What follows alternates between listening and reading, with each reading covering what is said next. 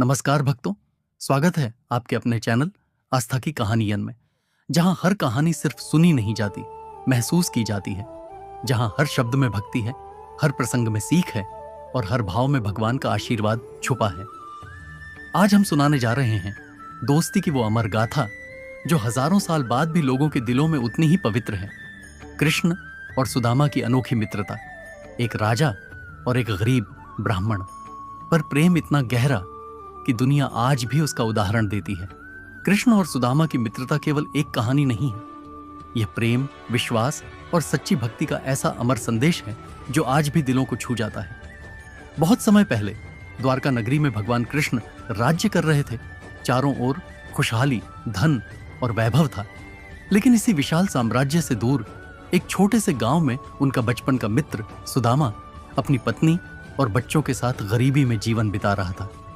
सुदामा विद्वान था, पर उसका मन बहुत शांत और संतोषी था। गरीबी उसे कभी दुख नहीं देती थी, लेकिन पत्नी के आंसू उसके दिल को तोड़ देते थे। एक दिन घर में खाने तक का अनाज नहीं बचा, बच्चों की भूख से आंखें नम थीं। पत्नी ने धीरे से कहा, स्वामी, भगवान कृष्ण आपके बचपन के मित्र हैं, कृपया उनसे मिलने जाइए, शायद वे हमारी सहायता कर दें। सुदामा चौंक गए। मैं मित्रता का लाभ उठाकर भिक्षा कैसे मांगूं? यह उचित नहीं। पत्नी बोली, आप मांगिए मत, बस अपने मित्र से मिलने जाइए, शायद आपकी एक झलक से ही समाधान मिल जाए। सुदामा तैयार तो हो गया, पर उसके पास कृष्ण को देने के लिए कुछ भी नहीं था।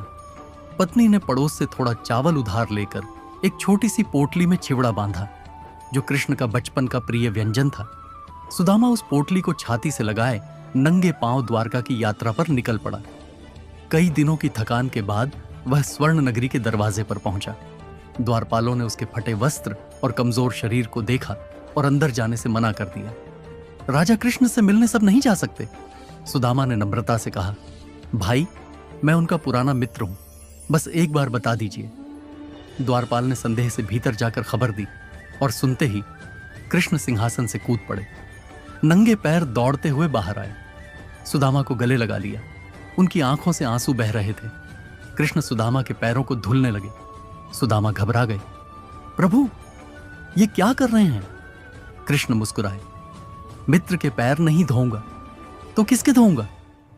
रानी रुक्मिणी स्वयं उन्हें भोजन परोस रही थी। महल का हर सेवक आश्चर्य से देख रहा था कि द्वारका का राजा एक गरीब ब्राह्मण को इतना सम्मान क्यों दे रहा है।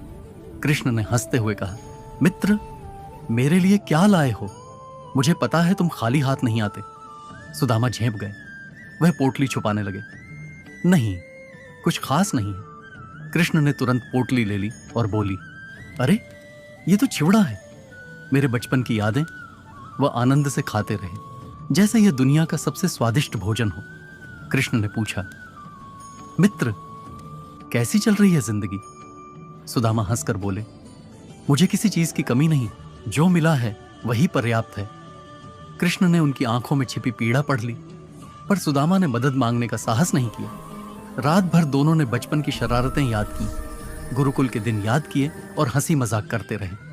सुबह होते ही सुदामा चलने लगे। वे मन ही मन सोच रहे थे, मुझे इतना सम्मान मिला, पर मैंने कुछ मांगा नहीं, क्या पत्नी निराश होगी? कृष्ण ने कुछ नहीं कहा, सिर्फ मुस्कुराते रहे।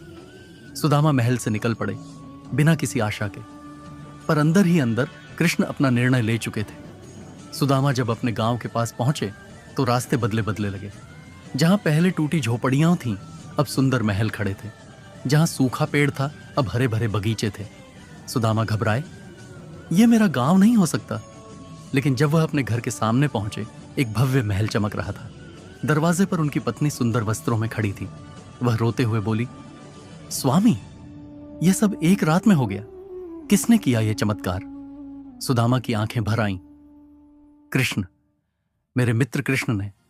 सुदामा घुटनों के बल बैठकर आकाश की ओर देखने लगे। कृष्ण कहीं दिखाई नहीं दे रहे थे, लेकिन हवा में उनका प्रेम महसूस हो रहा था। मित्र, तुमने मांगा नहीं, पर मैंने समझ लिया। एक हल्की मुस्कान सुदामा के चेहरे पर आई। सच्ची मित्रता वही है जहां शब्दों की जरूरत नहीं होती। कहानी का संदेश सच्ची मित्रता में धन दौलत नहीं, दिल की भावना मायने रखती है। जो मित्र कठिन समय में साथ दे, वही सच्चा मित्र होता है और सच्चे मित्र की मदद बिना कहे भी पहुंच जाती है।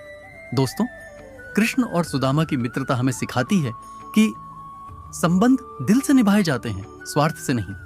अगर आपको ये कहानी अच्छी लगी हो तो लाइक, शेयर और सब्सक्राइब जरूर करें, क्योंकि आपकी एक छोटी सी क्लिक हमारी मेहनत को बहुत बड़ा आशीर्वाद देती है।